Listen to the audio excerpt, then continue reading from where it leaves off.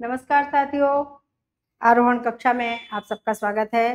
जैसा कि आप जानते हैं, यहाँ हम द्वितीय श्रेणी शिक्षक परीक्षा हिंदी विषय का क्रैश कोर्स पढ़ा रहे हैं और यहाँ पर आज हमारा जो विषय है कक्षा का वो रचनाएं, साहित्यिक रचनाएं पढ़ रहे हैं, जिसमें हमने भक्ति काल के संबंधित लगभग सभी कबीर, तुलसी, सूरदास, मीराबाई, बिहारी, सूरमल मिश्रण इत्यादि सभी कवियों की रचनाओं को पढ़ लिया है, समझ लिया है। आज आधुनिक काल के कवि रामधारी सिंह दिनकर और जयशंकर प्रसाद, इन दो की रचनाओं को हम पढ़ेंगे आज की कक्षा में। शुरू करते हैं रामधारी सिंह दिनकर की रचना कुरुक्षेत्र, जिसका कि प्रथम सर्ग आपके कोर्स में है।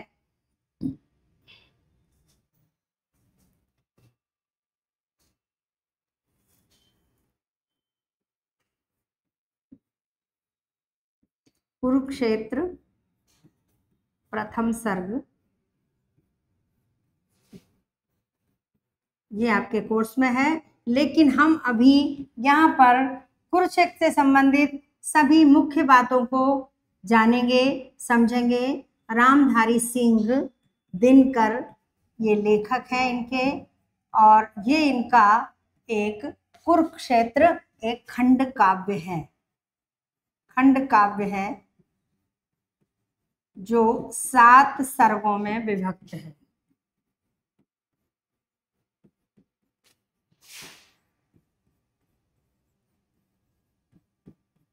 कुरुक्षेत्र रामधारी सिंह दिनकर का एक खंड काव्य है जो 7 सर्गों में विभक्त है, और इसका प्रकाशन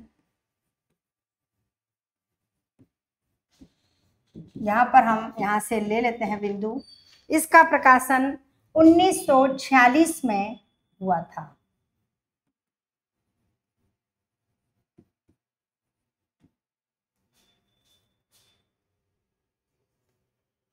यह रचना द्वितीय विश्व युद्ध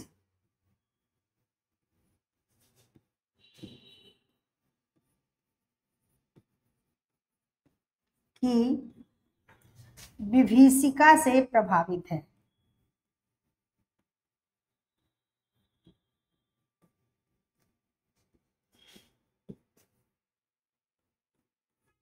देखिए, यहां पर इन्होंने कुरुक्षेत्र नाम क्यों लिया, महाभारत की कथा का आधार क्यों लिया? क्योंकि ये द्वितीय विश्व युद्ध जब हुआ था, जिसमें हिरोशिमा और नागासाकी वगैरह जहां सब कुछ नष्ट हो गया था, कुछ नहीं बचा था, बहुत विनाश हुआ था, उससे प्रभावित होकर के, बहुत दुखी होकर के, परेशान होकर के इन्होंने युद्ध के बारे में इस कविता में, इस खंड काव्य में लिखना चाहा। इसमें युद्ध के कारणों पर, युद्ध के परिणाम पर विचार किया गया। युद्ध क्यों होता है, मनुष्य युद्ध क्यों करता है, क्या मनुष्य वास्तव में युद्ध चाहता है, इस तरह की बातें इन्होंने इस रचना में सम्मिलित की हैं। लेकिन इन सब बातों को दिनकर जी कविता के माध्यम से यूं ही बना सकते थे, यूं ही लिख सकते थे, महाभारत का आधार लेने की आवश्यकता नहीं थी। लेकिन अगर ये महाभारत का आधार नहीं लेते तो इनका जो काव्य है वो खंड काव्य न होकर मुक्तक काव्य रह जाता, और शायद इसका इतना प्रभाव न होता, क्योंकि इन्होंने इस द्वितीय विश्व के युद्ध की जो विभीषिका थी, उसका दुख था, उसका परिणाम था, उसको महाभारत काल के परिणाम से जोड़ा और देखा कि उस समय भी वही स्थिति हुई थी, अंत में कुछ नहीं बचा था, सब कुछ समाप्त हो गया। अब देखिए, कोई एक राज्य दूसरे राज्य से युद्ध करता है, अगर कोई विदेशी राजा, कोई बाहर का हमारे देश पर आक्रमण करता है तो हमें उससे लड़ना हमारा स्वाभाविक हमारा कर्तव्य बनता है, और हम अपने युद्ध में उससे जीतते हैं, उसको भगा देते हैं, या लड़के यहाँ से भगा देते हैं और अपने खुश होकर के अपने देश पर राज्य करते हैं। या किसी को आपस में ही अगर किसी को हरा करके जीतना है तो उस जीत का फिर भी आनंद हम ले सकते हैं, क्योंकि हारने वाला देखता है कि हम किस कारण से जीते हैं, वो समझता है, उसे मौका मिलता है इस बात का कि शायद उसने कहीं कमियां या कुछ गलतियां की थी जिसके परिणाम स्वरूप उनकी हार हुई, और जो उन्हें नहीं करना चाहिए था, शायद वो उस राज्य के अधिकारी नहीं थे। लेकिन इस महाभारत युद्ध में क्या हुआ बचा ही नहीं कोई, सब कुछ समाप्त हो गया, सब मर गए। अब युद्ध की जो जीत है वो किसको दिखाएं, किस पर युद्ध करें, किस पर राज्य करें, है ही नहीं कोई, सब कुछ खत्म हो गया। तो इस तरह से इन्होंने इस युद्ध की जो स्थिति थी और महाभारत की स्थिति को एक जोड़ करके और महाभारत का आधार लेकर के इन्होंने कुरुक्षेत्र की रचना की। तो इसका जो मूल प्रतिपाद्य है, इसका जो कुरुक्षेत्र का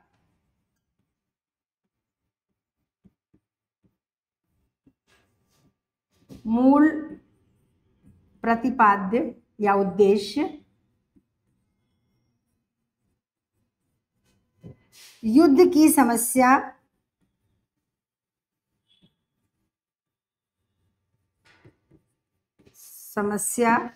कारण और समाधान।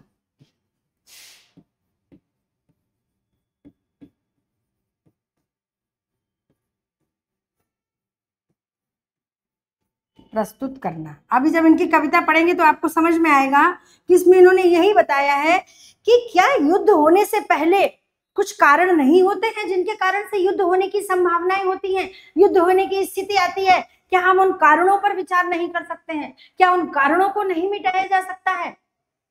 क्या वहां कुछ सहनशीलता, कुछ शांति, कुछ धैर्य से काम नहीं लिया जा सकता है कि युद्ध से बचा जाए? क्या मनुष्य का युद्ध ही एक उपाय है समस्याओं से बचने का?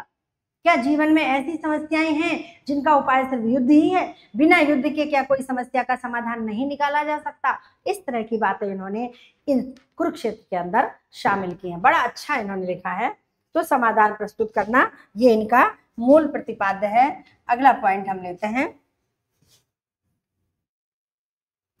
और इसका जो प्रथम सर्ग है, प्रथम सर्ग में केवल कारणों पर ही विचार किया गया है। प्रथम सर्ग में युद्ध के कारणों पर विचार किया गया है।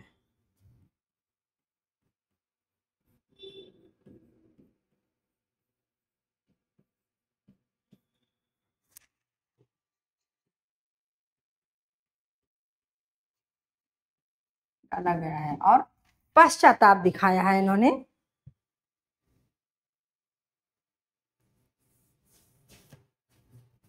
इसकी जो कथा है, प्रथम सर्ग की कथा युधिष्ठिर के पश्चाताप और आत्मग्लानि की है।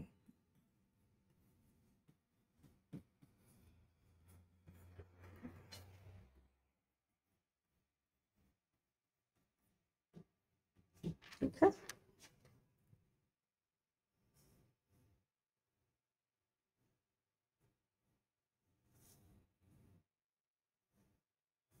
ये जो है महाभारत के शांति पर्व के बाद की स्थिति है, स्थिति का चित्रण है। ठीक है, नेक्स्ट देखते हैं। इसका जो नायक है, इस कुरुक्षेत्र का जो नायक है, हीरो है, वो युद्ध है, कोई पुरुष नहीं है। युद्ध ही इसका नायक है। ठीक है,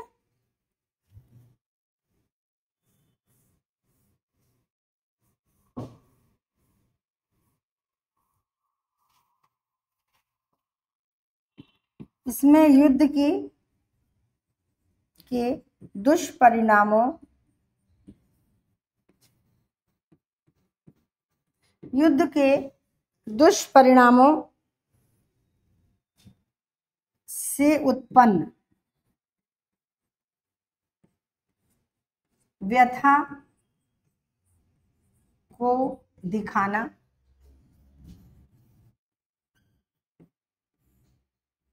दिखाया गया है।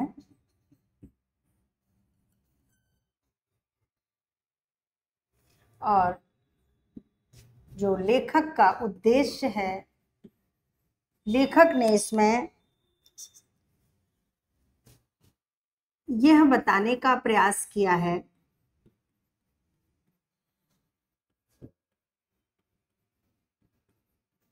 यह बताने का प्रयास किया है कि वास्तव में युद्ध से सुख शांति स्थापित नहीं की जा सकती।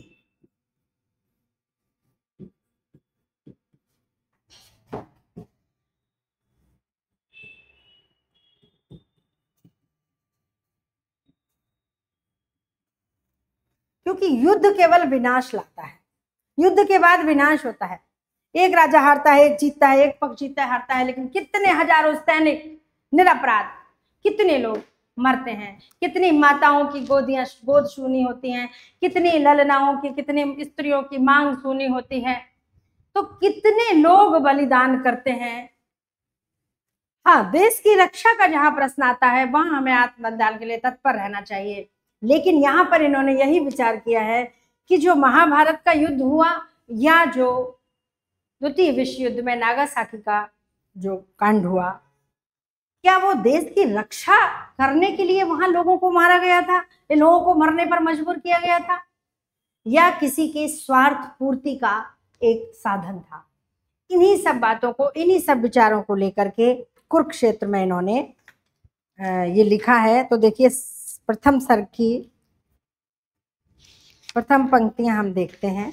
हम दो पंक्तियां लिखते हैं बोर्ड पर। प्रथम सर्ग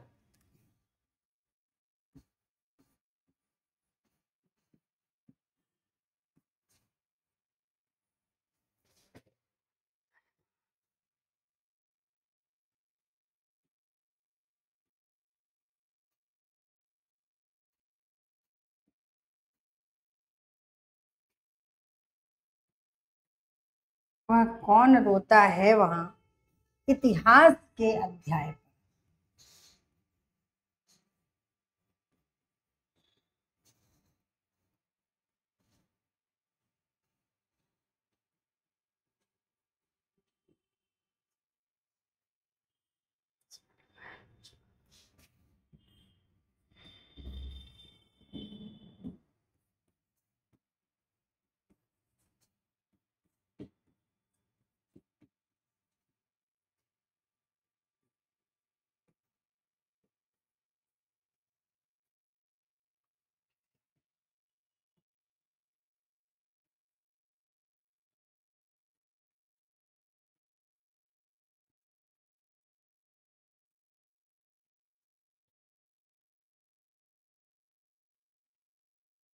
देखिए,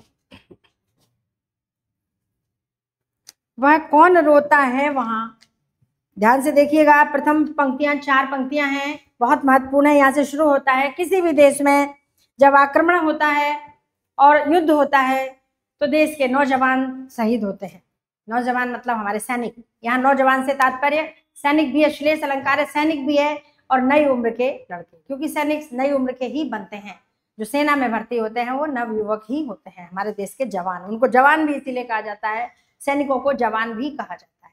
तो जवान एक रूढ़ शब्द है जो सैनिकों के लिए प्रसिद्ध हुआ, नौजवान, और नौजवान का मतलब है कम उम्र वाले जवान पुरुष।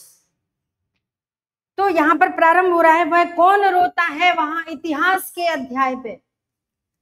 दृश्य है, परिस्थितियां हैं, महाभारत का युद्ध समाप्त हो चुका है, कोई नहीं बचा है, चारों तरफ समर की भूमि रक्त रंजित है, बहुत ही भयावह जो दृश्य है, और सुनसान है, कोई नहीं है। एक शिविर है पांडवों का, जहां से थोड़ा बहुत कोलाहल सुनाई दे रहा है, क्योंकि कौन बचता है, सिर्फ 5 पांडव ही तो बचते हैं, और वो आनंद में इतने मस्त हैं, मगन हैं, नशे में धुत हैं, क्योंकि आनंद की खुशी मना रहे हैं। उन्हें कुछ होश ही नहीं है कि क्या हुआ और क्या नहीं हुआ, कौन मरा और कौन बचा, क्या होगा आगे, कैसे राज्य होगा, उन्हें कोई समझ नहीं। सिर्फ एक ही व्यक्ति है, युधिष्ठिर, जो चैतन्य मन से बिल्कुल शांत होकर के इन सारी बातों पर विचार कर रहा है। तो कौन रोता है वहां इतिहास के अध्याय पर। इतिहास के अध्याय पर कौन रोता है? जब कभी भी देश में युद्ध होता है, विश्व में युद्ध होता है, और युद्ध समाप्त के बाद वो इतिहास में लिख जाता है, वहां कौन रोता है? सत्य रोता है। वहां कौन रोता है? सत्य रोता है। जो सत्य है, यहाँ पर प्रश्न आएगा कौन रोता है?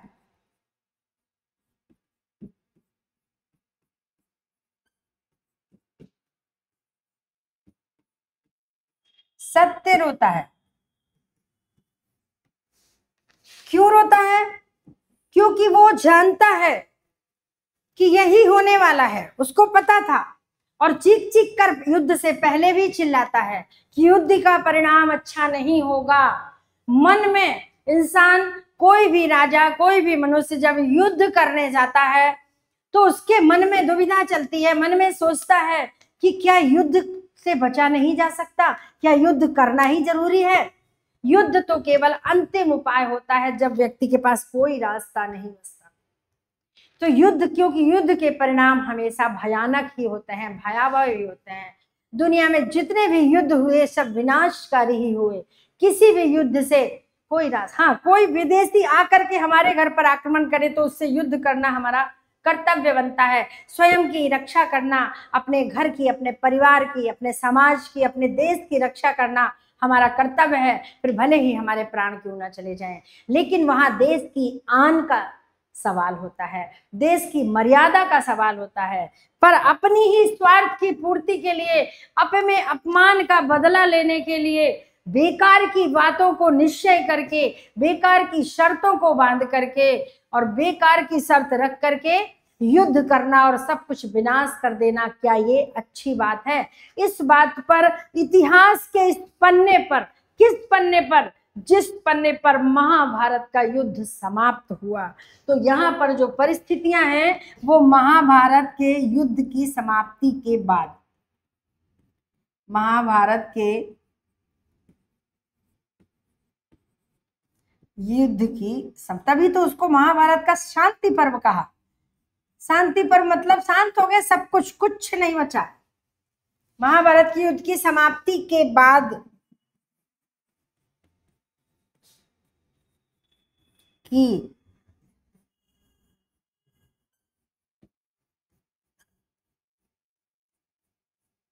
परिस्थितियों का चित्रण है। तो इस कुरुक्षेत्र में महाभारत के युद्ध के पश्चात की, तो वो सत्य वहां महाभारत के इतिहास पर लिखा हुआ है। महाभारत का युद्ध समाप्त हो चुका है और वहां क्या बचा है? कुछ नहीं। वहां सत्य रो रहा है। कौन रो रहा है? कौन रोता है वहां इतिहास के अध्याय पर जिसमें लिखा है नौजवानों के लहू का मोल है? उस इतिहास पर क्या लिखा गया कि नौजवानों के खून का मूल है। ये जो भी आज इस युद्ध का परिणाम हुआ है या जो भी जीत हासिल हुई है, जो कुछ भी मिला है, उसमें कितने जवानों का खून तना हुआ है, कितने जवानों ने अपने खून से होली खेली है, कितने नौजवानों ने अपने प्राणों का उत्सर्ग किया है, बलिदान किया है, शहादत दी है, तब जाकर के, यानी उनके खून का मूल्य है, उनके जीवन का मूल्य है ये जो युद्ध का परिणाम। तो युद्ध का परिणाम, जो प्रतिफल किसी का जीवन दे करके मिले, वो प्रतिफल किस काम का? जब लक्ष्मण जी को शक्ति लगी थी, राम विलाप कर रहे हैं कि अगर हम रावण से जीत भी गए, अपने भाई को खोकर रावण से विजय प्राप्त करी तो किस काम की? भाई के प्राणों का मूल्य चुकाकर हमें ऐसी विजय नहीं चाहिए। तो इस तरह से प्रत्येक किसी बूढ़े कुटिल नीतिज्ञ के व्यवहार का, देखिए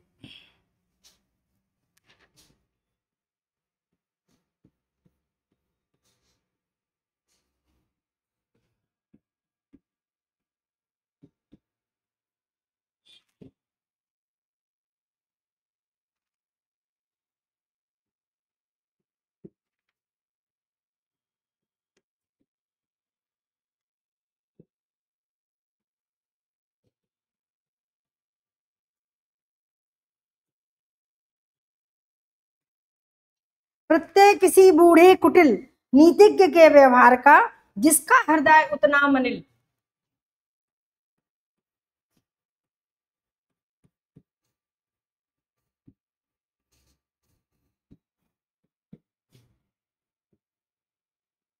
जिसका हृदय उतना मलिन जितना कि शीर्ष वलक्ष है।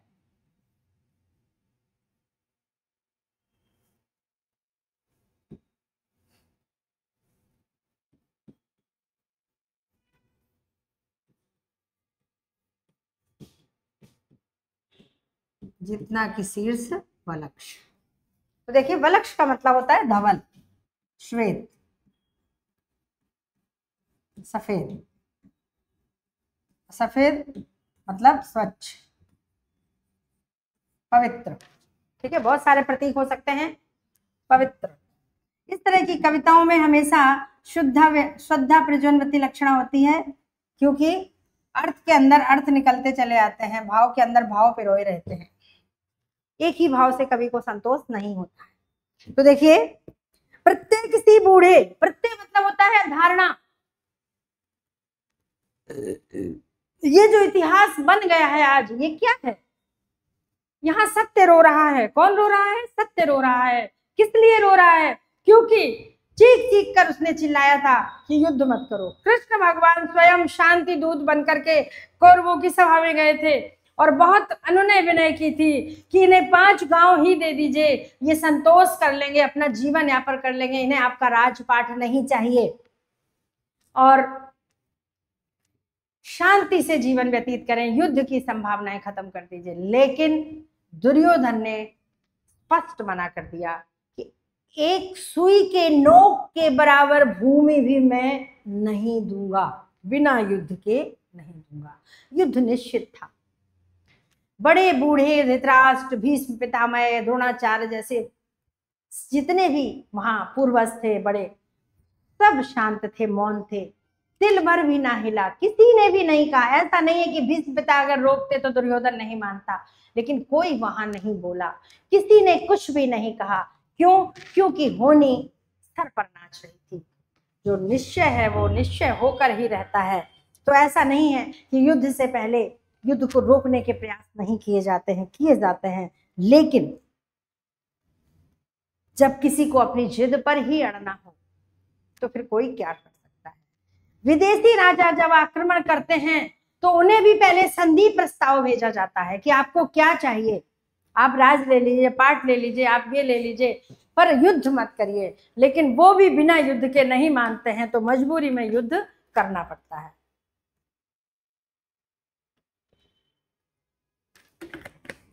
कहने का तात्पर्य है कि युद्ध हमारी व्यवस्था है। तो देखिए, प्रत्येक किसी बूढ़े, ये किसी बूढ़े कुटिल चाल वाले, कुटिल बुद्धि वाले, मलिन हृदय वाले किसी बूढ़े व्यक्ति की ही अवधारणा थी। यानी कि उसके मन में बसा हुआ था, ये जो युद्ध होना था ये उसके मन में बसा था, इसीलिए तो ये बोला नहीं। ये कौन बूढ़ा है? ये वही बूढ़ा है, वही अंधा है जो बैठा हुआ है धृतराष्ट्र, जिसके मन में उस दिन से इस राज्य के प्रति लालच आ गया था जिस दिन से पांडु ने अपना राज्य इनको सौंपा था और सौंप करके वो वन को चले गए थे। लेकिन युधिष्ठिर के बड़े होने पर, न्याय संगत, नीति संगत होने के कारण, पांडु का राज्य होने के कारण और युधिष्ठिर को बड़ा होने के कारण सबसे पहले युधिष्ठिर को राज्य सौंपा गया, जिसकी वजह से ये सारी परिस्थितियां पैदा हुई। यानी कि धृतराष्ट्र के मन में कहीं ना कहीं तो बीज था। अगर उनके मन में लालच का बीज नहीं होता तो दुर्योधन, दुशासन जैसी नालायक औलादें उनका कुछ नहीं बिगाड़ सकती थी। 1 इंच भी भूमि के लिए युद्ध नहीं होता, कुछ भी नहीं होता, क्योंकि वो राजा थे। धृतराष्ट्र राजा थे, राजा जो आदेश कर देते वो सबको मान्य होता। लेकिन कहीं ना कहीं बीज उसके हृदय, जैसे कैकेयी को पश्चाताप हुआ था जब चित्रकूट गई तो पछताती है कि राज्य का लालच का बीज मेरे मन में था, वरना मरी मंथरा मेरा क्या कर लेती। मंथरा कितना भी सिखाती, कितना भी भड़काती, कोई कुछ नहीं कर सकता जब तक हमारे मन में लालच ना हो। लालच का बीज होते ही अंकुर फूटने में देर नहीं लगती है। और जिसके अंदर मंथरा कैकेयी को ही समझाने गई, सुमित्रा को समझाने क्यों नहीं गई? वो भी तो सौतेली माँ थी, लेकिन पता था कि उनके मन में लालच नहीं है। तो इस तरह से उसके मन में वो प्रत्यय था, किसी बूढ़े की ही मन की धारणा थी। जो क्योंकि उसका हृदय उतना मलिन था, उसके नीतिज्ञ के व्यवहार की। वो नीति में निपुण तो था लेकिन कूटनीति में निपुण था, कूटनीति करता था। उसने कूटनीति का सहारा लेकर के इस तरह की परिस्थितियां बना दी, अपने बच्चों को उसी तरह की भावनाओं से भर दिया, राज्य की लालसा लोलुपता उसके हृदय में भर दी। जिसका हृदय उतना मलिन, किसका हृदय? उस बूढ़े का, उस धृतराष्ट्र का हृदय उतना मलिन था, उतना ही मलिन था जितना कि शीर्ष वलक्ष, जिसका कि उसका ऊपर का दिखावा, यानी कि जितना वो देखने में आवरण में बहुत अच्छा था उतना ही हृदय उसका मलिन था। या फिर शीर्ष मलिन से, शीर्ष से मतलब है बाल सफेद, बूढ़ा हो चुका था, अनुभवी था। बूढ़ा शब्द के साथ यहाँ पर शीर्ष वलक्ष लिखा है क्योंकि बाल तो सफेद थे, अनुभव बहुत था, लेकिन वास्तव में उसने समझदारी का काम नहीं किया था। एक वही व्यक्ति था, एक वही राजा था जो युद्ध को रोक सकता था, लेकिन उसने युद्ध को नहीं रोका, एक बार भी नहीं बोला। जो आप तो लड़ता नहीं, कटवा किशोरों को मगर आश्वस्त होकर सोचता, सोड़ित बहा लेकिन बच गई लाज सारे देश की। देखिए, जो आप तो लड़ता नहीं,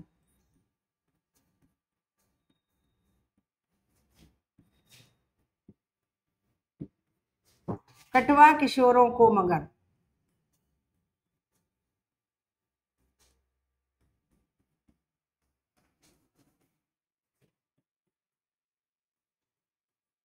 जो आप तो लड़ता नहीं, कटवा किशोरों को मगर आश्वस्त होकर सोचता।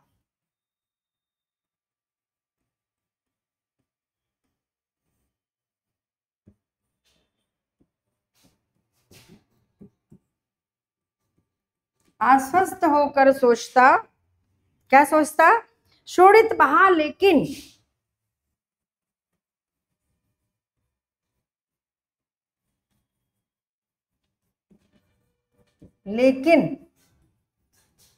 बच गई। क्या बच गई? लाज सारे देश की।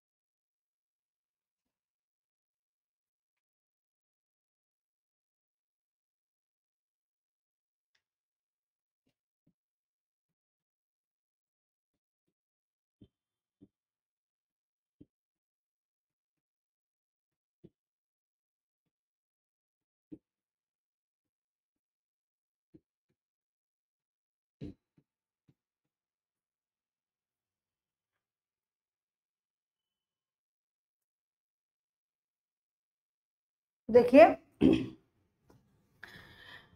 यहां पर कुछ ऐसी पंक्तियां हैं जिन्हें लिखना जरूरी है, ऐसे समझ में नहीं आएगा। तो जो आप तो लड़ता नहीं, कटवा किशोरों के मगर, खुद तो लड़ता नहीं है, अपने बच्चों को कटवा रहा है, बच्चों को मरवा रहा है, खुद बैठा है, युद्ध करा रहा है, और ये सोच करके आश्वस्त भी हो रहा है कि चलो कोई बात नहीं, शोड़ित तो बहा, खून तो बहा, किशोरों का खून तो बहा, लेकिन देश की लाज तो बच गई। क्यों? क्योंकि एक परंपरा है, एक आन है राजाओं की, देश की मर्यादा की रक्षा के लिए, देश की आन की रक्षा के लिए नौजवानों को खून बहाना ही पड़ता है, नौजवानों को युद्ध करना ही पड़ता है। तो ये सोच करके कि चलो भले ही हमारे सारे पुत्र चले गए, उनका खून बहा दिया गया, लेकिन देश की लाज तो बच गई, देश की आन की रक्षा तो हो गई। और तब सम्मान से जाते गिने नाम उनके देश मुख की लालिमा। अब यहाँ पर कवि एक दूसरी बात कह रहा है कि वो ये सोच करके आश्वस्त हो रहा है कि हमारी देश की तो रक्षा हो गई। क्यों? क्योंकि जब जब देश के लालों ने, जब जब देश के नौजवानों ने देश की गरिमा की, देश की रक्षा की, देश की मर्यादा की रक्षा की, अपने देश की रक्षा के लिए अपना खून बहाया या अपने प्राणों का उत्सर्ग किया, तब तब उनके नाम इतिहास में गिने गए, उनको सम्मान दिया गया। उनके देश मुख की लालिमा, यानी उन्होंने अपने देश की मुख की लालिमा, लालिमा से मतलब है लज्जा, देश मुख की लज्जा या सम्मान, मानने कि जब उनका देश लज्जा से झुक रहा था, जब उनके देश पर विदेशियों का आक्रमण हो रहा था, वो आतताई आक्रांत हो रही थी, देश की पृथ्वी, देश का मुख शर्म से झुक रहा था, तब देश के नौजवानों ने अपना खून बहा करके अपने देश की मुख की लालिमा की रक्षा की, देश के मुख के सम्मान की रक्षा की, उन्हें सम्मान से, अपने देश को सम्मान से सर उठाने के योग्य बनाया। तो ऐसे नौजवानों को बड़ा उनका नाम बड़े सम्मान के साथ गिना जाता है बची जिनके लुटे सिंदूर से,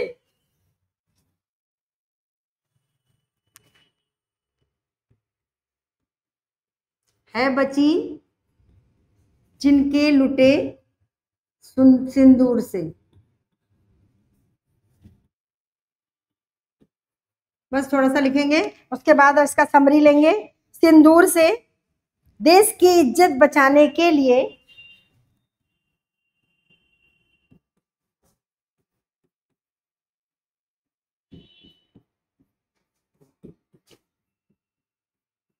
देश की इज्जत बचाने के लिए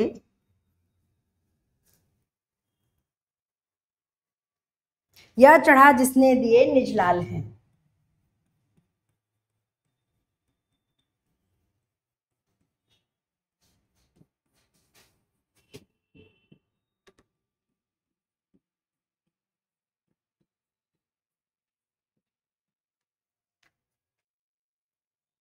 ईश जाने देश का लज्जा विषय, देखिए कितनी बड़ी बात है, ईश जाने,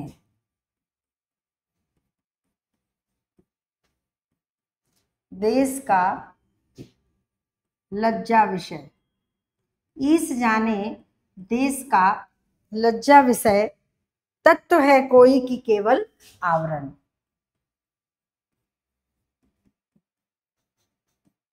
कोई कि केवल आवरण।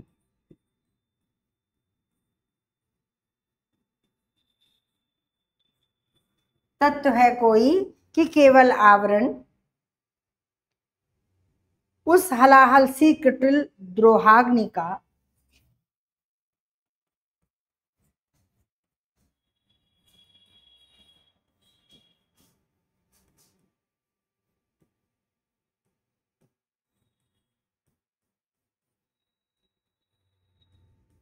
उस द्रोहाग्नि का, उस हलाहल सी कुटिल द्रोहाग्नि का जो कि जलती आ रही चिरकाल से।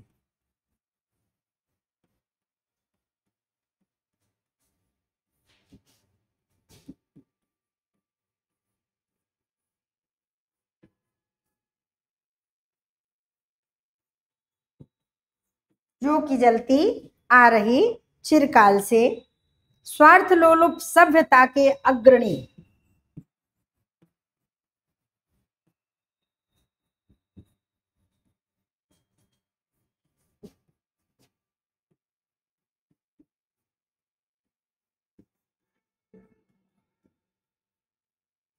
सभ्यता के अग्रणी नायकों के पेट में जठराग्नि सी।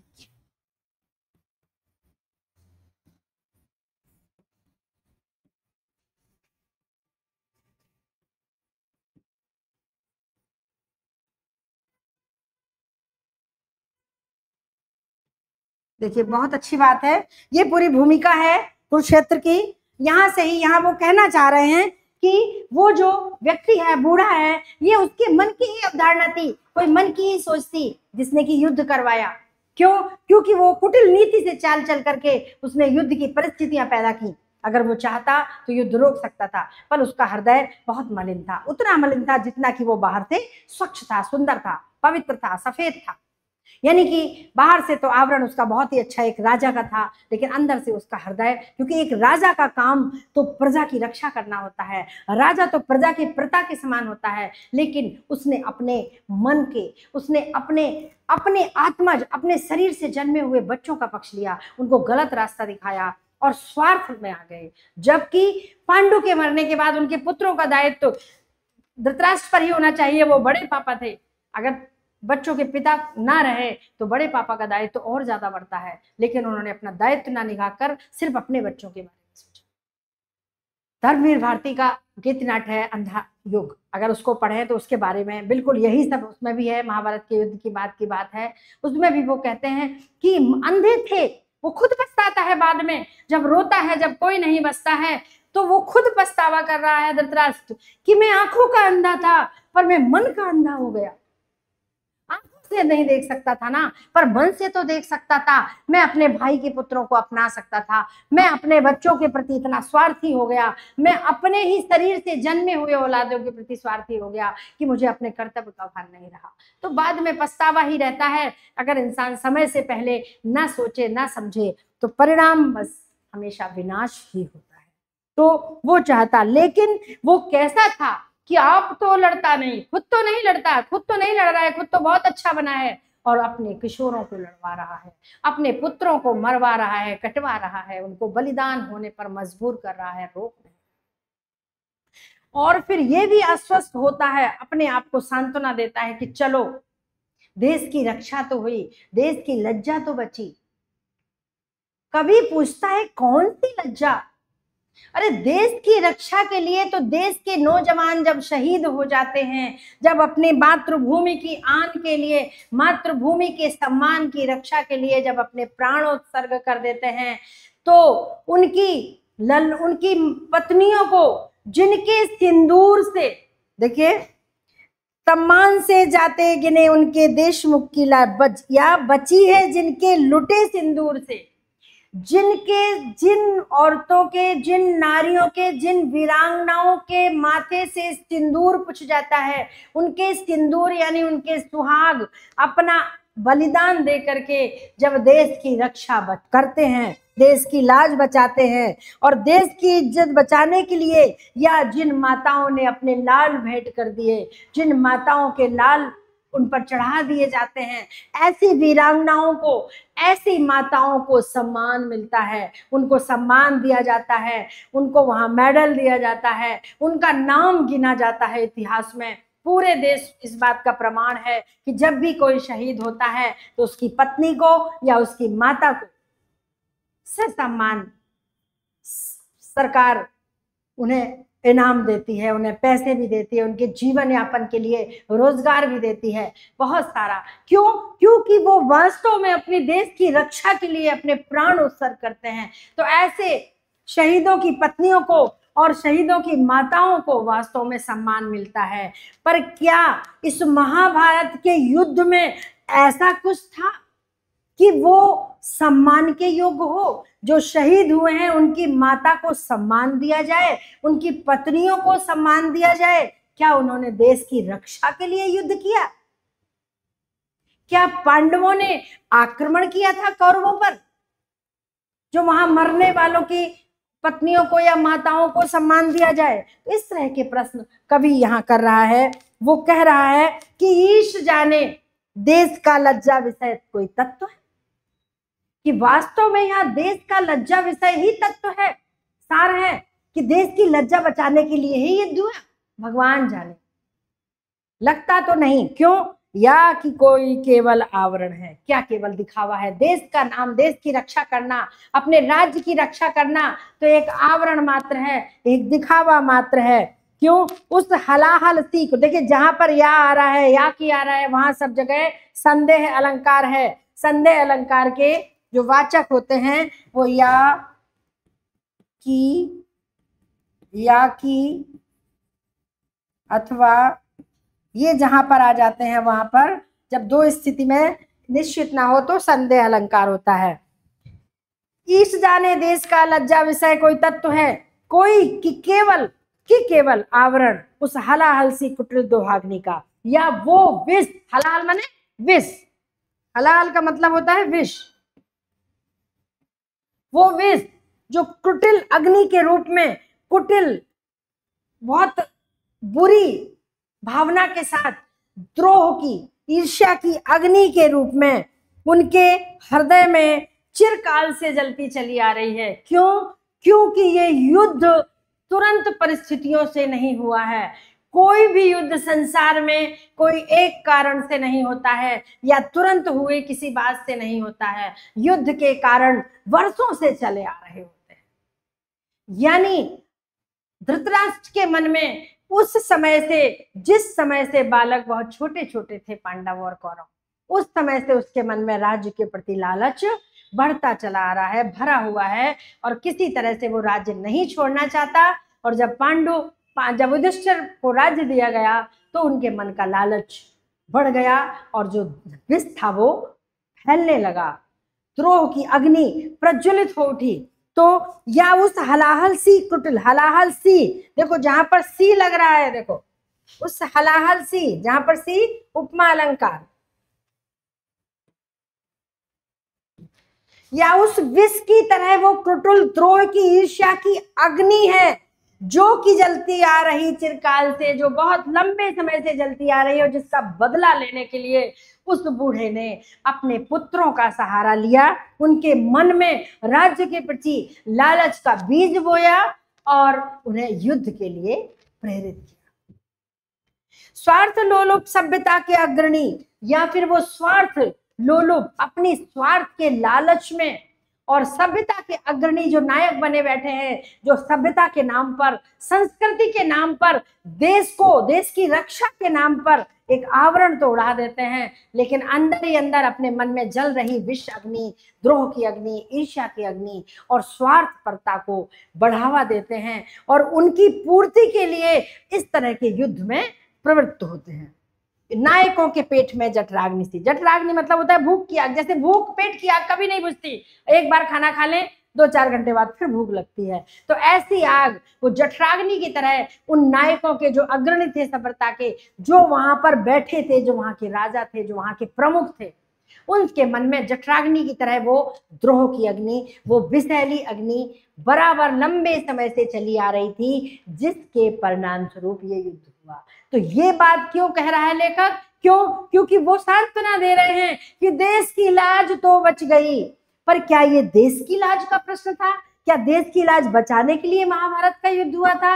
यहाँ पर वो कहते हैं कि नहीं, ये एक कुटिल चाल वर्षों से चली आ रही, उनके हृदयों में, उनके पेट में जठराग्नि की तरह जलती हुई वो द्रोह की, ईर्ष्या की अग्नि, वो राज्य लोलुपता की, स्वार्थपरता की भावना ने ही इस युद्ध को बढ़ावा दिया। अब आगे देखिए, जल्दी इसको हम समाप्त करेंगे क्योंकि आगे और भी पढ़ना है। अब यहाँ पर छोटी सी बात, विश्व मानव के हृदय में निर्देश में, विश्व मानव का मतलब क्या होता है? देखिए,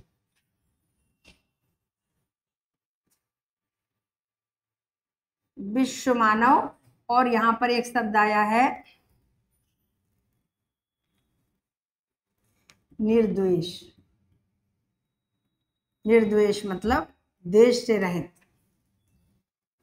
तो कहते हैं कि जो विश्व मानव होता है, विश्व मानव मतलब जो देश की रक्षा का भार रखता है, क्योंकि उसके अंदर तो पूरा विश्व ही उसका परिवार होता है, पूरा देश ही उसका परिवार होता है। स्वार्थी व्यक्ति, सिर्फ अपने परिवार से प्रेम करने वाला व्यक्ति, सूर्यमल मिश्रण ने वीर सत्सई में भी ये बात कही कि जिन्हें अपने पत्नी और बच्चों से और अपने जीवन से प्यार हो, वो युद्ध के लिए तत्पर न हो, वो कभी युद्ध नहीं कर सकते हैं, उनके हृदय में वीरत्व का भाव नहीं आ सकता है।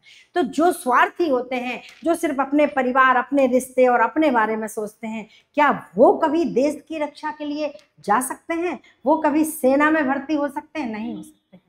सेना में वही जाते हैं जिनके अंदर विश्वत्व की भावना होती है, जिनका हृदय पूरे विश्व में समाहित होता है, जिनके अंदर वसुदैव कुटुंब की भावना होती है। वो कैसे होते हैं? वो निर्द्वेष होते हैं, उनके अंदर किसी के प्रति कोई दोष की भावना नहीं होती।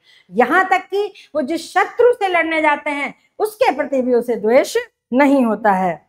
वो कैसे होते हैं? मूल हो सकता नहीं द्रोहाग्नि का, चाहता कि उनके हृदय में द्रोह की अग्नि नहीं हो सकती। यानी इसका मतलब है कि जो युद्ध है वो द्रोह, द्वेष, ईर्ष्या आदि के कारण नहीं हो सकता।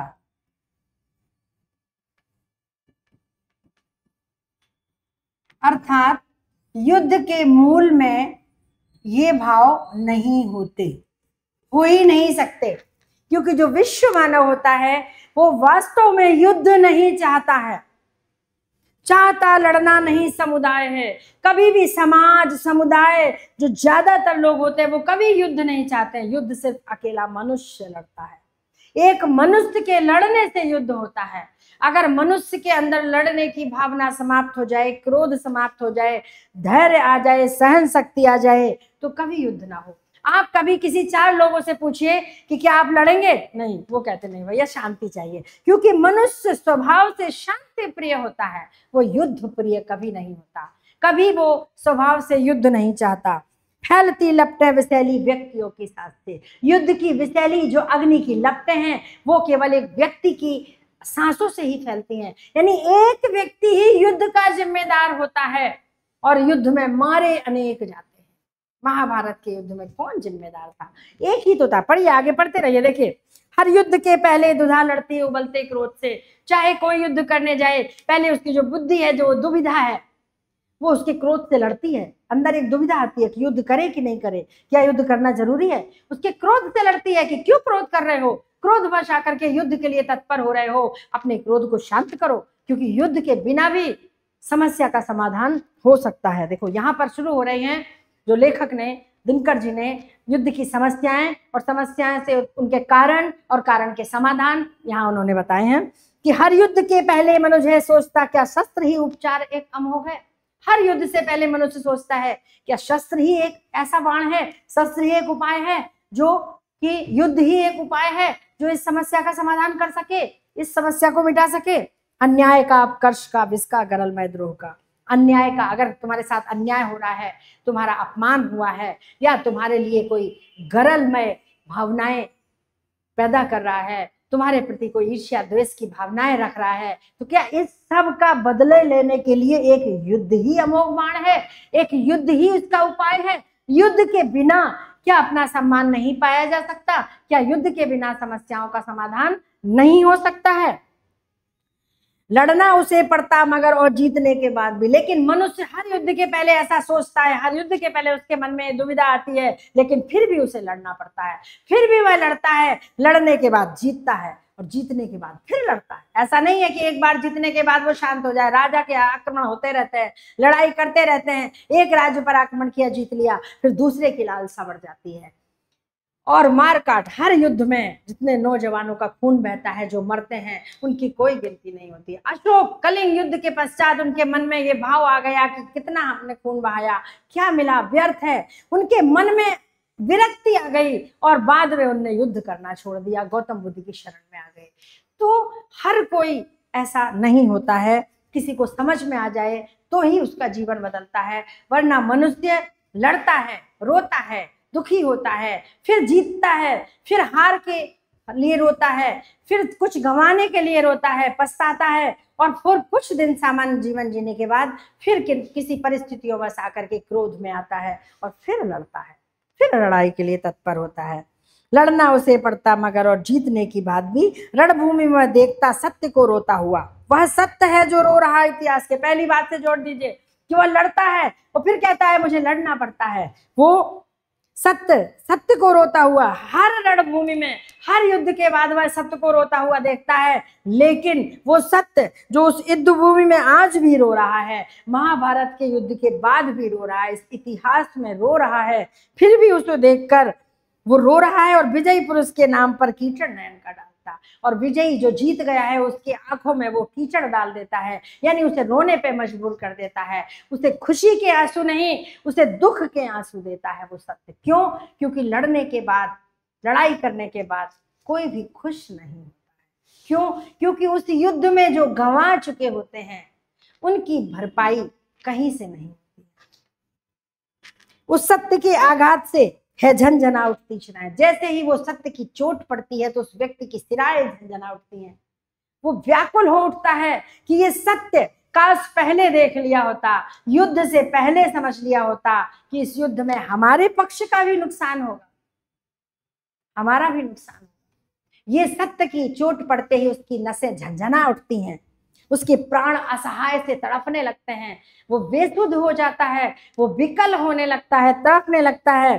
कैसे सहसा विपंच लगे कोई अपरिचित हाथ, जैसे कोई विपंच माने वीणा पर कोई अनाड़ी ने हाथ लगा दिया हो और बेसुरे स्वर निकलने लगे हो, ऐसे उनकी सिराएं दर्द से तड़पती हैं। यहाँ पर उदाहरण अलंकार है।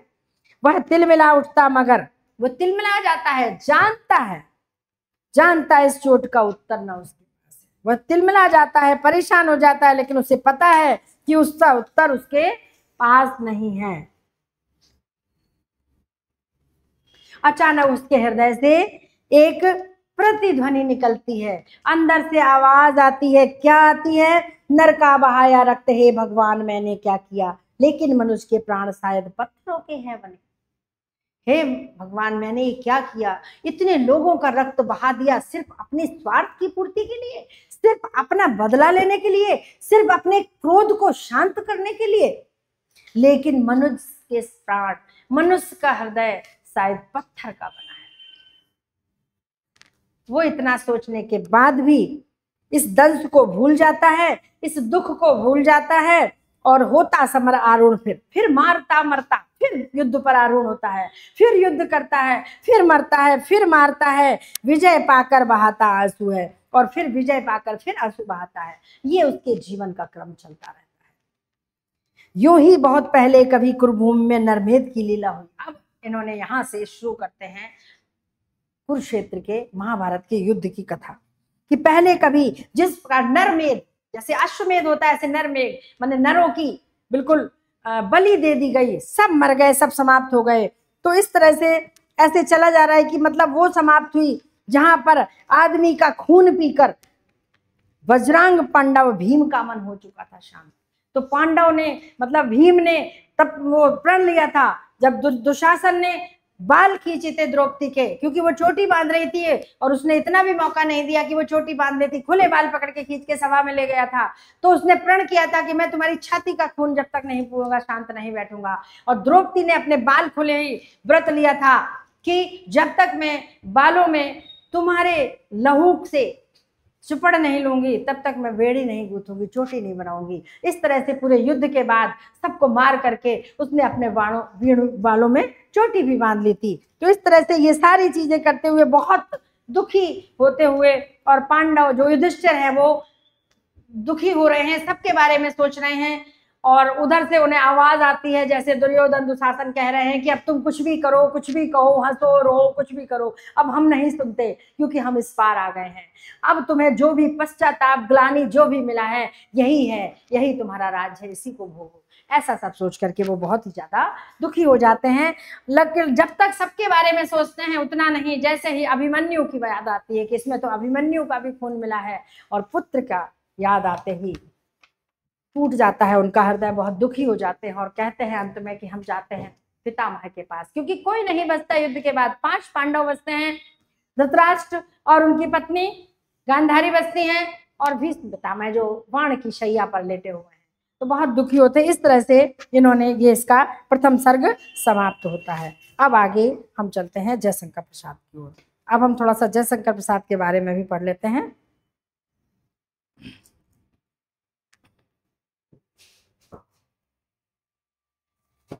कामायनी है इनकी, कामायनी में श्रद्धा सर्ग, श्रद्धा सर्ग पूरा है कोर्स में, यहाँ जितना हो सकेगा हम लेंगे। जयशंकर प्रसाद की कामायनी है। कामायनी के बारे में हम ज्यादा आपको नहीं लिखाएंगे क्योंकि अभी हिंदी साहित्य के इतिहास में कामायनी के बारे में सब कुछ लिखा चुके हैं। इसमें 15 सर्ग हैं। कौन कौन से सर्ग हैं? ये तीसरा सर्ग है, श्रद्धा जो है तीसरा सर्ग है, सारा बता चुके हैं हम, इसलिए ज्यादा उसमें डिटेल में नहीं जाएंगे, थोड़ा सा पढ़ाएंगे क्योंकि सारा समय उसी में चला जाता है, तो हमें ज्यादा डिटेल में नहीं जाना है। ये छायावाद का काव्य है, इसके बारे में पूरा हमने बता दिया है।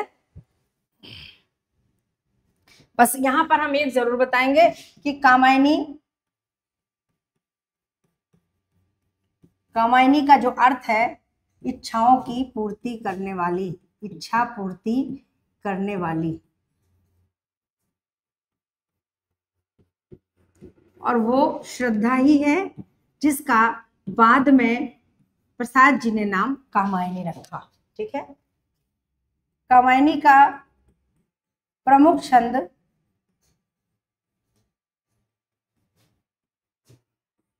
सबसे जो प्रमुख छंद है वो है कौन सा? त्राटक।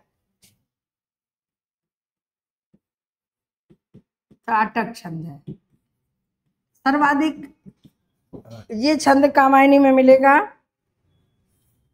लेकिन श्रद्धा सर्ग का जो छंद है, श्रद्धा सर्ग श्रृंगार छंद में लिखा गया है।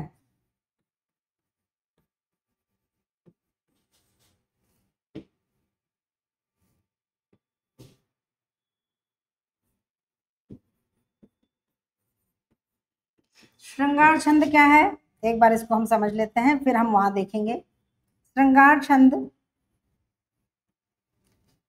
कामायनी की सारी विशेषताएं, जो जो कुछ कामायनी के बारे में है वो हम हिंदी साहित्य के इतिहास में आपको पढ़ा चुके हैं, आप वहां से पढ़ सकते हैं, वहां से तैयार कर लें। श्रृंगार छंद में ये 16 मात्राएं, इसके प्रत्येक चरण में 16 मात्राएं होती हैं, चौपाई की तरह होता है, ये 16 मात्राएं होती हैं। समात्रिक छंद है और मात्रिक ही है, वार्णिक नहीं है, सममात्रिक छंद है। क्योंकि आपके कोर्स में जितने छंद थे उतने पढ़ाए, बहुत सारे छंद होते हैं। हाँ, यहाँ पर हमें जो मेन बात ध्यान रखने की है वो ये है कि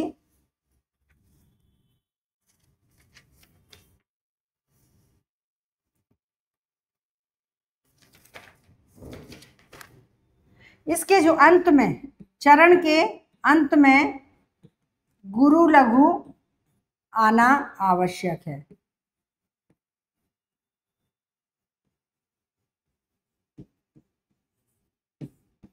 और चौपाई और श्रृंगार छंद में बस यही अंतर है कि चौपाई में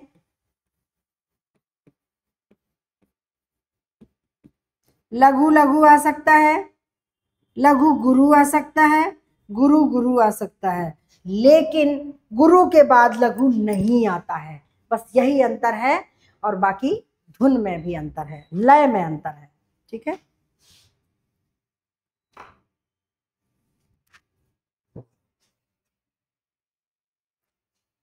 तो चलिए श्रद्धा सर की हम देखते हैं प्रथम पंक्तियां। श्रद्धा सर की कथा को हम थोड़ा सा सार में लेते हैं कि प्रलय के बाद मनु समुद्र के किनारे एकांत में बैठे हैं। चूंकि वो देव जाति के हैं इसलिए उनके चेहरे पर तेज भी है और बहुत प्रकाशित भी हो रहे हैं, लेकिन जितना वो बाहर से चमक रहे हैं, प्रकाशित हैं, और जितना अच्छा खासा लंबा चौड़ा ढील डाल उनका शरीर है, जितने दिव्य वस्त्रों से अलंकृत हैं, मन उनका उतना ही दुखी है, अशांत है। वो बिल्कुल असहाय से, निरुपाय से और बिल्कुल एकांत में बैठे हुए, सर को अधोमुख नीचे किए हुए, और ये सोच करके शायद कि हमारी देव जाति समाप्त हो गई है, क्योंकि देव जाति के अकेले वो थे जो बचे थे। तो ऐसा नहीं है, संसार में बहुत लोग बचे थे पर उन्हें पता नहीं था। तो ऐसा बैठे बैठे सोच रहे थे कि अब मेरा क्या होगा, मेरा जीवन तो बिल्कुल व्यर्थ हो गया है, मैं अकेला क्या ही करूंगा, अकेला तो संसार में कोई जी भी नहीं सकता। तो श्रद्धा सर की प्रारंभिक पंक्तियां यहाँ से हम देखते हैं, इनको पढ़ते हैं। इसको हम छंद भी देखेंगे। कौन तुम संस्कृति जलनिधि तीर,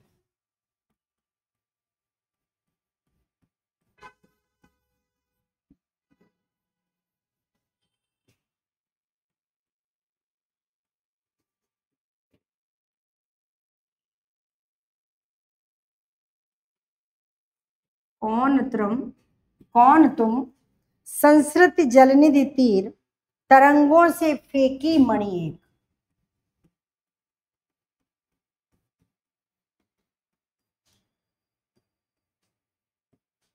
फेंकी मणि एक,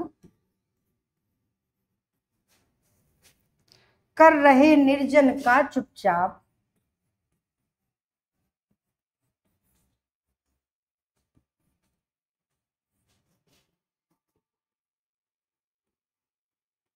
कर रहे निर्जन का चुपचाप, प्रभा की धारा से अभिषेक।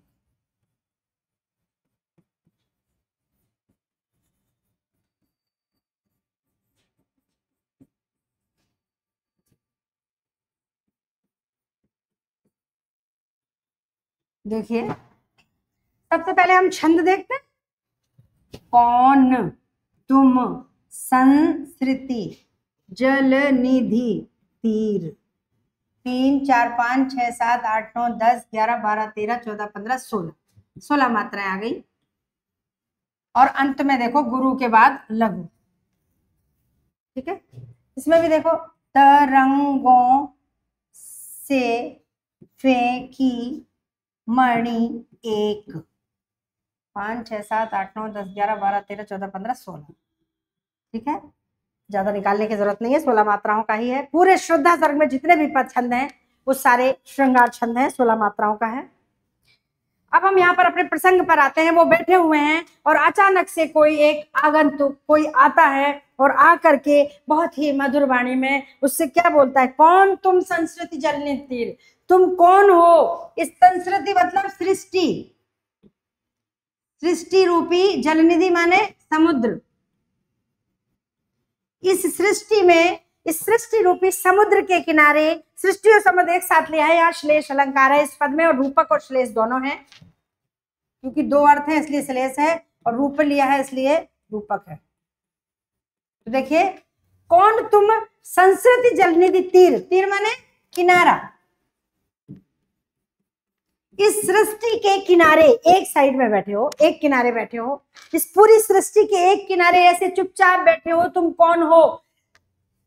तरंगों से फेंकी मणि एक, जैसे जल निधि के किनारे समुद्र की तरंगों, समुद्र के अंदर से मणियां, तरंगे मणियां लाती है और किनारे फेंक देती है, और किनारे पर वो मणियां अपनी चमक से चमकती रहती हैं।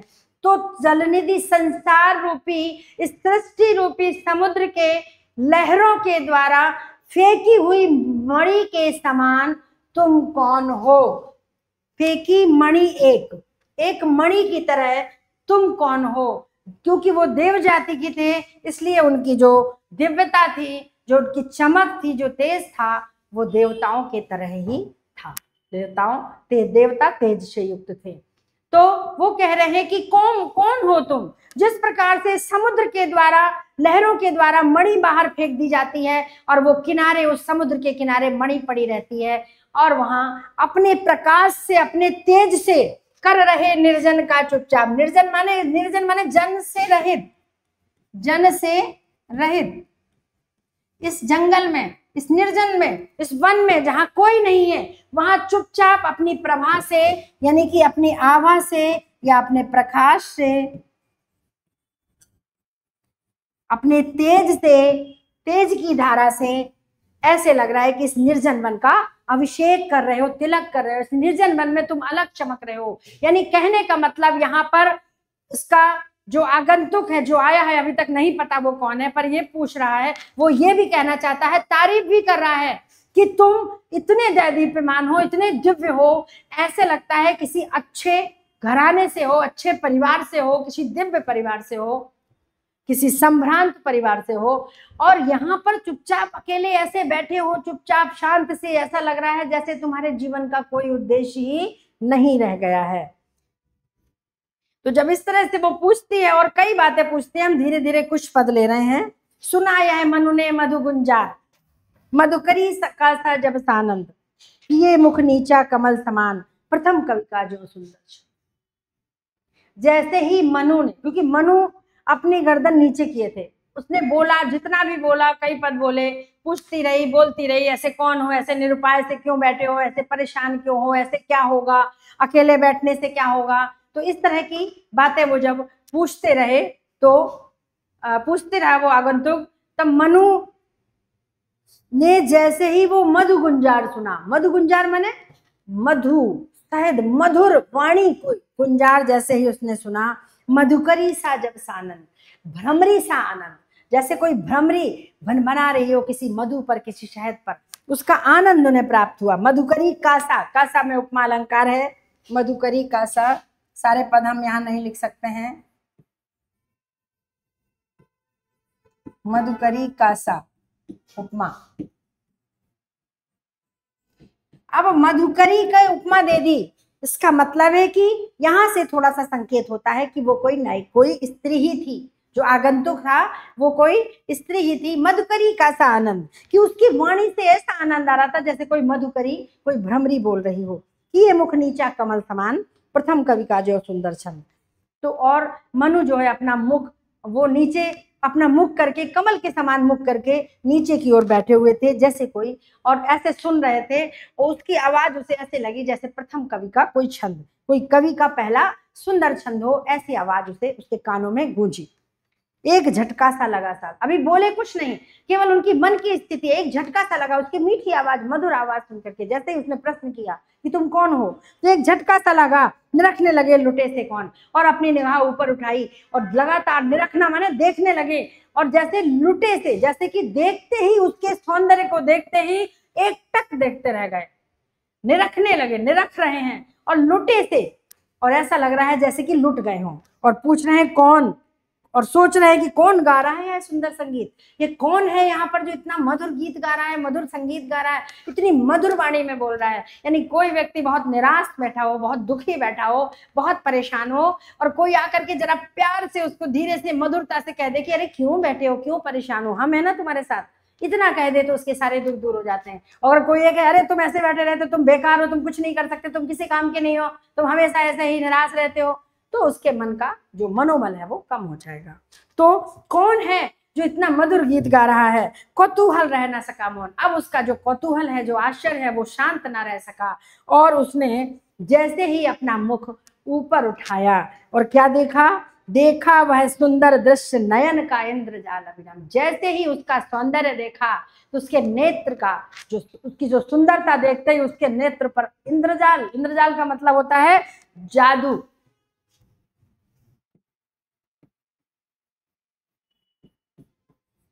इंद्रजाल मतलब जादू, ऐसा लग रहा है नयन का इंद्रजाल अभिराम, उसके सौंदर्य ने मनु के नेत्रों को जादू से बांध लिया, उसके नेत्र उसके सौंदर्य से हटते ही नहीं। कुसुम वैभव में लता समान, उसको देख करके लगा कि जैसे फूलों के वैभव में, फूलों के बीच में कोई सुंदर लता हो, या चंद्रिका से लिपटा घनश्याम, या कोई काले बादल चंद्रिका से लिपटे हुए हों। अब देखो यहाँ पर काले बादलों की जो तुलना चंद्रिका से लिपटे हुए के लिए कही है, इसका मतलब नहीं कि वो काले रंग की थी या सांवले रंग की थी, नहीं, उसका इससे ये पता चलता है कि उसका जो परिधान था वो काले बादलों की तरह सांवला या नीले रंग का था, और वो गौर वर्णा थी, तभी तो चंद्रिका कहा है उसको, कि कोई गौर वर्णा नायिका थी, गौर वर्णा स्त्री थी, जिसने चंद्रिका, जिसने शाम घन बादलों की तरह वस्त्र पहने हुए थे। तो यहाँ पर भी यह लग गया है कि कुसुम वैभव में लता समान, या चंद्रिका से लिपटा घनश्याम, कि क्या, या तो वो ऐसे लग रही थी जैसे फूलों के बीच में, फूलों से लदी हुई डालियों के बीच में वो लता चमक रही हो, और या कोई काले बादलों में लिपटी हुई कोई चंद्रिका हो। तो यहाँ पर संदेह अलंकार है और समान के कारण उपमा अलंकार भी है। अब देखिए, अब अगली पंक्तियां हैं जहां पर प्रसाद जी ने नायिका का, कामायनी का, श्रद्धा का सौंदर्य वर्णन किया है, और हमारे भक्तिकालीन रीतिकालीन कवियों ने जो नायिका का सौंदर्य वर्णन किया है, उस परंपरा से अलग हटकर प्रसाद जी का सौंदर्य वर्णन इतना सटीक, इतना शालीन और इतना सार गर्भित है कि आप, इसीलिए इनकी कामायनी जो रचना है वो आधुनिक काल की सर्वश्रेष्ठ रचना है। इस पद को जरूर लिखेंगे क्योंकि बिना लिखे समझ में नहीं आएगा। अगला पद हम देखते हैं, नील परिधान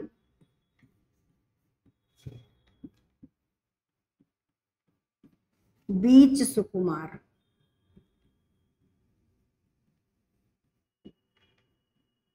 नील परिधान बीच सुकुमार, खुल रहा मृदुल अधखुला अंग। खिल रहा मृदुल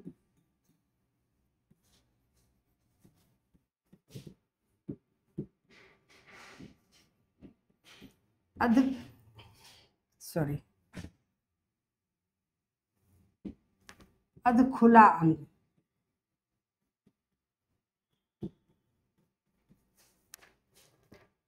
फिर रहे थे घुंघराले बाल, सॉरी, खिला हो ज्यों बिजली का फूल।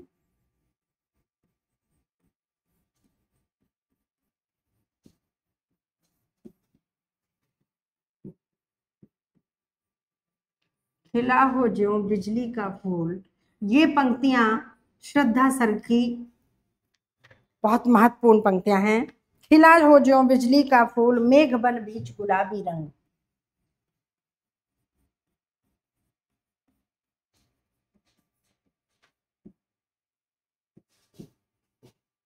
कितनी उपमाएं यहाँ दी हैं।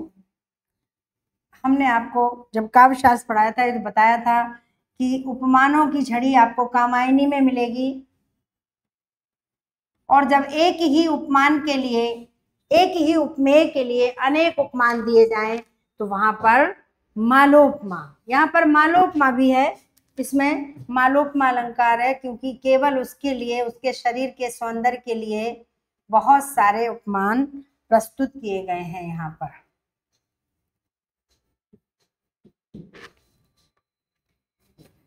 खिल रहे थे घुंघराले बाल,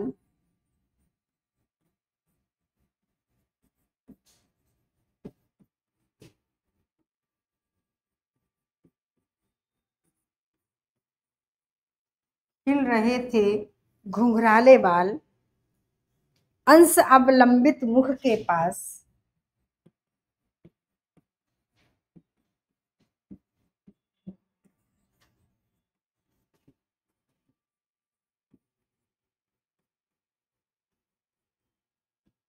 मुख के पास नील घन शावक से सुकुमार।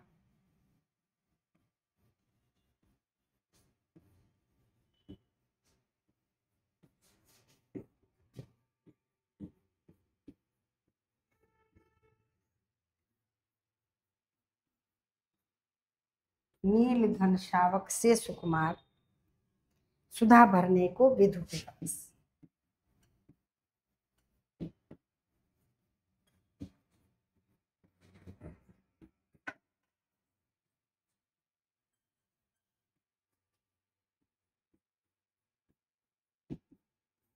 देखिए अब इसको समझते, नील परिधान बीच सुकुमार, कितने सुंदर उपमान है। और सौंदर्य वर्णन देखिए नायिका का 2 शब्दों में बहुत अच्छा और सटीक और बहुत शालीन चित्रण किया है।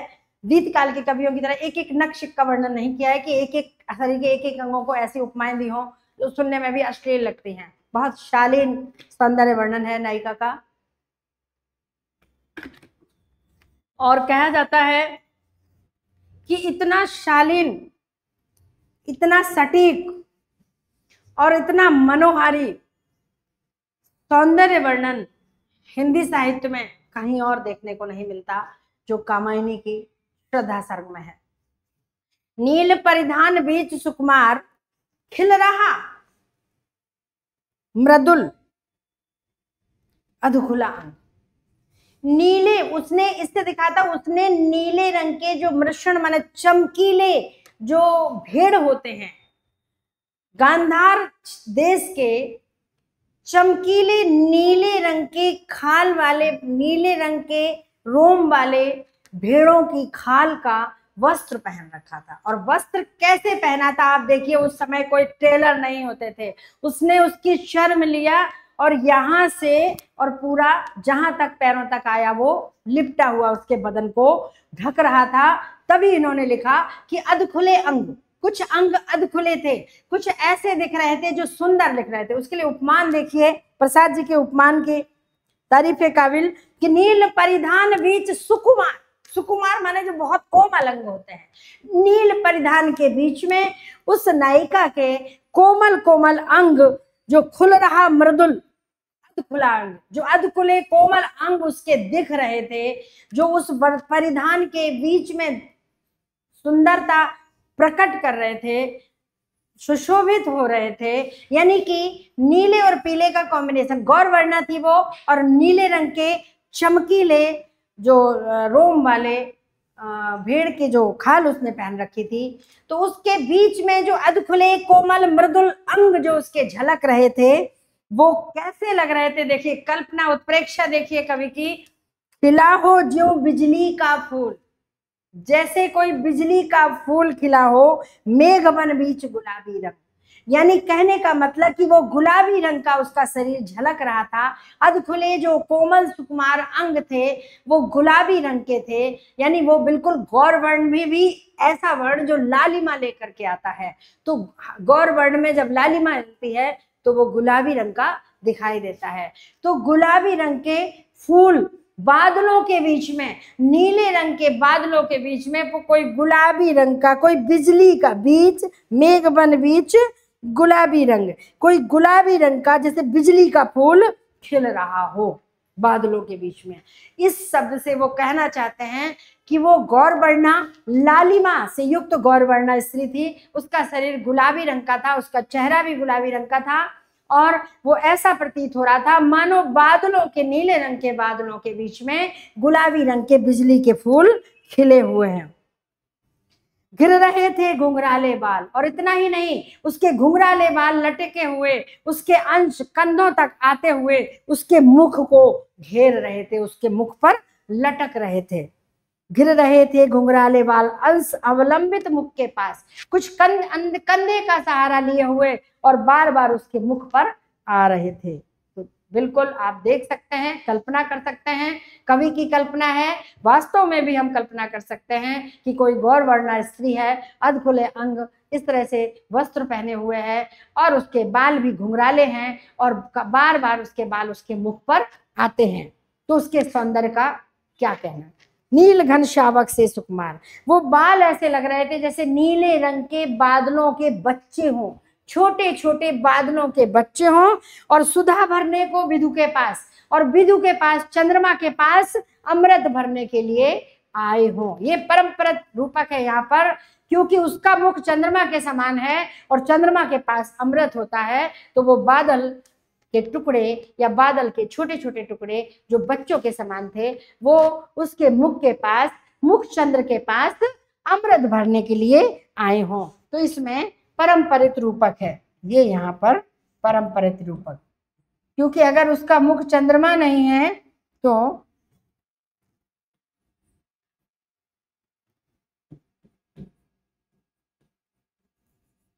परंपरित रूपक है, चंद्रमा नहीं है तो फिर बादल अमृत लेने कैसे जाएंगे, एक रूपक दूसरे पर आश्रित है, परंपरित रूपक है। और बाकी इसमें जो खिल रहे, ये खिला हो जो बिजली का फूल, मेघ बन बीच गुलाबी रंग, इसमें उत्प्रेक्षा अलंकार है, कल्पना है। तो देखिए कितनी सुंदर व्यंजना, ऐसी साहित्य में आगे आपको नहीं मिलेगी। आगे देखते हैं। कहा मनु ने नवधरणी बीच, बना जीवन रहस्य निरूपाय, एक उल्का सा जलता भ्रांत, शून्य में फिरता हूं असहाय। मनु ने कहा, अब मनु अपनी बात बता रहे हैं कि इस धरती और आकाश के बीच में मैं बेकार हूं, असहाय हूं, निरुपाय हूं, मेरे पास कोई उपाय नहीं है, मैंने तो जीवन की आशा ही छोड़ दी है, क्योंकि मैं अकेला क्या ही कर सकता हूँ। एक उल्का सा जलता भ्रांत, एक तारे की तरह, जैसे ऊपर से टूटा हुआ भटकता हुआ तारा जैसे शून्य में फिरता रहता है, उसका कोई सहारा नहीं होता है, ऐसे ही मैं, शाह में यहाँ उपमा अलंकार है, ऐसे ही मैं इस संसार में अकेला प्राणी हूं और मेरा क्या ही हो सकता है। कौन हो तुम बसंत के दूत, पर तुम बताओ, तुम मेरे बारे में पूछ रहे हो, तुम बताओ तुम कौन हो, बसंत का आगमन देने वाले दूत। जैसे कोयल बसंत का आगमन देती है, मीठी वाणी में बोलती है, तो तुम कौन हो बसंत का आगमन देने वाले विरस पतझड़ में अति सुकुमार। मेरे इस निरस, रस से रहित और पतझड़ जैसे जीवन में इतनी कोमल वाणी में बोलने वाले, इतनी कोमल भावनाओं को प्रदर्शित करने वाले तुम कौन हो जो हमें बसंत के आगमन की सूचना दे रहे हो। अर्थात तुम्हारे आने से हमें कुछ ऐसी उम्मीद जगी है, हमारे मन में कुछ आशा की किरण संचरित हुई है कि शायद अब मेरे जीवन में कुछ अच्छा हो सकता है। कौन हो तुम। घन तिमिर में चपला की रेख, तपन में शीतल मंद बयार। घन तिमिर यानी काले बादलों में, अंधकार के बादलों के अंधकार में जैसे बिजली की रेखा चमकती है, और गर्मी में, बहुत तपन में जैसे शीतल मंद बयार, शीतल शीतल ठंडी ठंडी हवा बहती है, उस हिसाब से तुम मेरे जीवन में इस मधुर वाणी को लेकर के आए हो, और तुम्हें देख करके हमें जीवन के प्रति थोड़ी आशा भी जागृत हो रही है।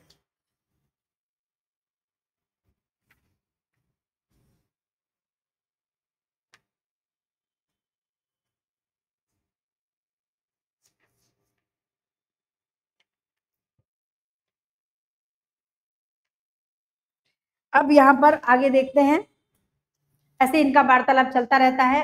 फिर ये जो श्रद्धा है वो उसको सांत्वना देती है और बताती है कि तुम इतना निराश क्यों हो रहे हो, दुख और सुख तो जीवन में लगे रहते हैं। एक समय था कि तुम्हारे जीवन में वैभव था, संपन्न था, सब कुछ था, आज कुछ नहीं है। तो ऐसा थोड़ी है कि सब कुछ समाप्त हो गया फिर आ जाएगा। ये दुख और सुख जैसे धूप छांव की तरह होते हैं, जैसे दिन के बाद रात आता है, रात के बाद दिन आता है, और दिन के बाद रात आती है, उसी तरह से सुख के बाद दुख तो लगे ही रहते हैं। इससे इतना क्या निराश होना, इतना क्या परेशान होना।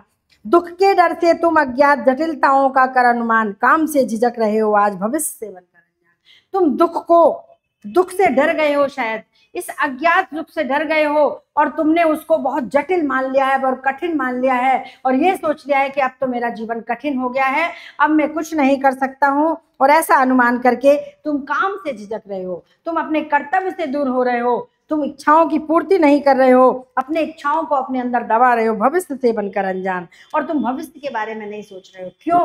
क्योंकि कल क्या होगा, किसके साथ दुख होगा, किसके साथ सुख होगा, कौन दुखी रहेगा, कौन सुखी रहेगा, ये किसने देखा है। कल तो सबके आएगा, भविष्य सबके आएगा, पर किसी को नहीं पता कि किसके साथ किस रूप में आएगा। तो हम उसकी चिंता ही क्यों करें, हम आज में जिए ना, हम आज सोचे ना कि आज क्या होने वाला है। तुम व्यर्थ ही भविष्य की चिंता करके और अपने भविष्य को कष्टमय और संकटमय जान करके तुमने हार मान ली है, और तुम अपने जीवन से निराश हो चुके हो। पर ऐसे जीवन नहीं चलता है। दुख की पिछली रजनी बीच बिकसता सुख का नवल प्रभात। उदाहरण देती है प्रकृति का कि दुख की पिछली रजनी बीत, ये बहुत ही प्रसिद्ध पंक्तियां हैं श्रद्धा सर की, कि दुख की पिछली रजनी बीत, दुख की रात्रि के बाद में या बीच में प्रभात, सुख का प्रभात तो निकलता ही है। जैसे रात्रि के बीच ही प्रभात छिपा रहता है, ऐसे ही दुख के बीच में प्रभात, सुख का नवल प्रभात तो निश्चित ही होता है। ऐसा नहीं है कि आज दुख है तो जीवन भर दुख ही रहेगा, या आज सुख आ गया तो हम जीवन भर सुखी ही रहेंगे, हमारे ऊपर दुख नहीं आएगा। संसार में हर व्यक्ति के पास दुख भी है और सुख भी है, और दुख सुख किसी वस्तु में नहीं है, किसी स्थिति में नहीं है। दुख सुख तो मन के विकल्प हैं। अगर कोई वस्तु हमें सुख देती है तो वो किसी और को दुख दे सकती है। अगर कोई चीज हमें पसंद है वो किसी और को नापसंद भी हो सकती है। तो सुख दुख की कोई परिभाषा नहीं है। जो हमें अच्छा लगता है वो हमें सुख देता है, और जो हमें अच्छा नहीं लगता है वो हमें दुखी करता है। तो दुख की पिछली रजनी बीच बिकसता सुख का नवल प्रभात, एक पर्दा यह झीना नील छिपाए है जिसमें सुगात। ये आसमान का नीला झीना पर्दा है, इसमें सुख का जो आगमन है वो छुपा हुआ है। रात्रि भी है और प्रातः काल भी है। ये संसार की सृष्टि है। सृष्टि के नियम में दुख भी है तो सुख भी है। अकेले ना तो दुख आता है और ना अकेले सुख आता है। जब सुख और वैभव से संपन्न जीवन में तुम कभी परेशान नहीं हुए, तो इस दुखों के क्षणों में, इस एकांत क्षण में, इन परेशानियों के क्षणों में क्यों परेशान हो रहे हो, क्यों दुखी हो रहे हो। जिसे तुम समझे हो अभिशाप जगत की ज्वालाओं का मूल, जिसे तुम अभिशाप समझ बैठे हो, जिसे तुम अपने लिए श्राप समझ बैठे हो, वही ईश्वर जगत की ज्वालाओं का मूल, पूरे संसार के कष्टों का मूल्य वही है। यानी तुम इस दुख को अपने लिए अभिशाप समझो। सारा संसार उसी ज्वाला में जल रहा है, सारा संसार दुख से निकल रहा है, केवल तुम ही अकेले दुखी नहीं हो। इसका वह रहस्य वरदान कभी मत इसको जाओ बोले। ये भगवान का वरदान है, ये रहस्य है। क्योंकि दुख नहीं होगा तो सुख भी कहाँ से होगा। जब दुख का एहसास नहीं होगा तो सुख नहीं आएगा, और सुख ही बना रहेगा तो व्यक्ति का जीवन नीरस हो जाएगा। इसलिए एक के बाद एक, सुख के बाद दुख और दुख के साथ सुख, ये दोनों बने हुए हैं। अगर दुख तुम्हें मिला है, ये इस बात का संकेत है कि जैसे ही हमने इस समय को बिताया, आगे हमारा समय अच्छा आ जाएगा, हमारे पास सुख आ जाएगा। यानी सुख की कल्पना करना, कामना करना अच्छी बात है, लेकिन उसके लिए प्रयास भी करने पड़ते हैं। बिना प्रयास के सुख नहीं आता। दुख तो अपने आप आ जाता है, जैसे अंधकार और प्रकाश का अंतर है। अंधकार अपने आप आता है, प्रकाश चला जाता है तो अंधकार आ जाता है। अंधकार लाने के लिए हमें कोई बटन नहीं दबाना पड़ता, पर प्रकाश लाने के लिए हमें बिजली का बटन दबाना पड़ता है। तो प्रयास करना पड़ता है। हम दुख से दुखी होकर के केवल निराश होकर के बैठ जाएं, निरुपाय होकर बैठ जाएं, तो केवल कल्पना करने मात्र से, केवल योजना बनाने से ही हमारे जीवन में अच्छा समय नहीं आएगा। अच्छा समय लाने के लिए हमें प्रयास करने पड़ेंगे। प्रकृति के आगे और बोलते हैं, प्रकृति के यौवन का श्रृंगार करेंगे कभी न बासी फूल। देखिए, प्रकृति के यौवन का श्रृंगार, जैसे युवा ललनाएं होती हैं वो नए नए ताजे फूलों से श्रृंगार करती है, ऐसे प्रकृति रूपी जो स्त्री है वो ताजे फूलों का ही श्रृंगार करती है। जैसे फूल बासे होते हैं वो झड़ जाते हैं पेड़ से। प्रकृति कभी बासी चीज को, कभी पुरानी चीज को धारण ही नहीं करती है। जो पुरातन है वो जाएगा ही जाएगा, जो बूढ़ा हो गया उसे समाप्त होना पड़ेगा। यानी प्रकृति कभी पुरानी चीज को मिलेंगे जाकर अतिशीघ्र है, उत्सुक है उनकी धूल, धूल उन्हें पाने के लिए उत्सुक है, वो एक दिन धूल में जरूर मिलेंगे। तो जो पुराने विचार हैं, पुरानी चीजें हैं, उनको त्यागो और अंदर नई स्फूर्ति ला करके आगे की ओर बढ़ो। पुरातन का यह निर्मोह सहन करती नहीं प्रकृति पल। पुरातन का जो मोह है वो प्रकृति पल भर भी सहन नहीं करती। पुराने से मोह कभी नहीं रखती है। जैसे ही चीजें पुरानी होती हैं प्रकृति उन्हें त्याग देती है। नित्य नूतनता का आनंद किए है परिवर्तन। परिवर्तन नित्य नया लाती है, नए का आनंद लाती है। परिवर्तन होता ही इसीलिए है कि पुरानी चीजों को खत्म करे और नई चीजों को लाए। परिवर्तन का काम ही यही है, पुराने को हटाना और नए को लाना। और अगर हम पुराने को लिए बैठे रहेंगे तो हम कभी भी जीवन में सुख या आनंद अनुभव नहीं कर पाएंगे।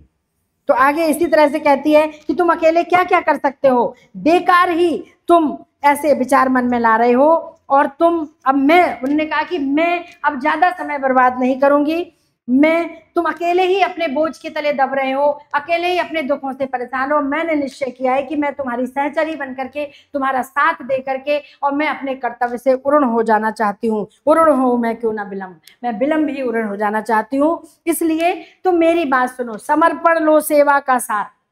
अब मैं आज से तुम्हारी सेवा में लगना चाहती हूँ, मैं अपना सब कुछ तुम्हें समर्पण करना चाहती हूँ। सजल संस्कृति का यह पतवार, ये सृष्टि रूपी संस्कृति, सृष्टि रूपी इस पतवार को, इस सृष्टि की पतवार को तुम अपने हाथ में थामो, क्योंकि यहीं से सृष्टि का निर्माण होना है। मैं तुम्हारे साथ हूं।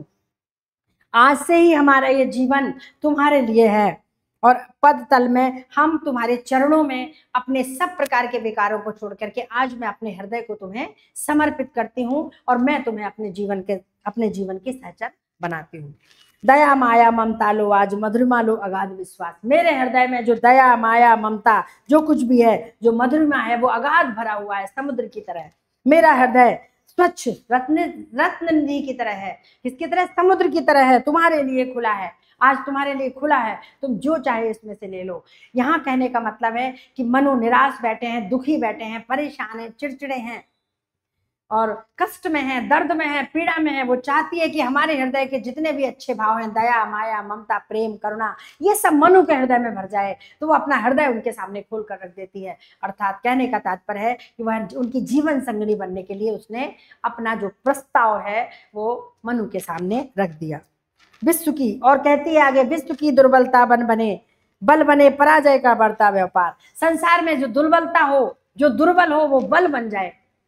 जब व्यक्ति ठान लेता है तो उसकी कमजोरी ही उसकी ताकत बन जाती है, और जिस चीज को वो कमजोरी मानता है वो हमेशा परेशान रहता है। जिस दिन वो अपनी कमजोरी को अपनी ताकत बना लेता है, उसी दिन से उसकी सारी समस्याएं खत्म हो जाती हैं और विकास के रास्ते खुल जाते हैं। पराजय का बढ़ता व्यापार, उसके जीवन में कितनी भी पराजय आए, कितनी भी बार वो पराजित हो, दुखी हो, हंसाता रहे सविलास शक्ति का कीना में संचार, लेकिन उसके अंदर जो बल है, जो शक्ति है, वो उसके अंदर आनंद करती रहे, उसके अंदर शक्ति को संचरित करती रहे और उसे इन दुखों से मिटाने के लिए, दूर करने के लिए हमेशा हंसाने का काम करती रहे। शक्ति के विद्युत कण जो व्यस्त, जैसे शक्ति के विद्युत कण जैसे बिजली के कण घास के छोटे छोटे तिनकों में होते हैं, बिखरे रहते हैं, उन्हें इकट्ठा करके बिजली बनाई जाती है, ऐसे ही मनुष्य के कण भी संसार में जगह जगह मनुष्य की शक्ति जगह जगह बिखरी रहती है। अगर वो शक्ति को एकत्रित करके अपने पास इकट्ठा कर ले तो वो किसी भी ताकत से टकरा सकता है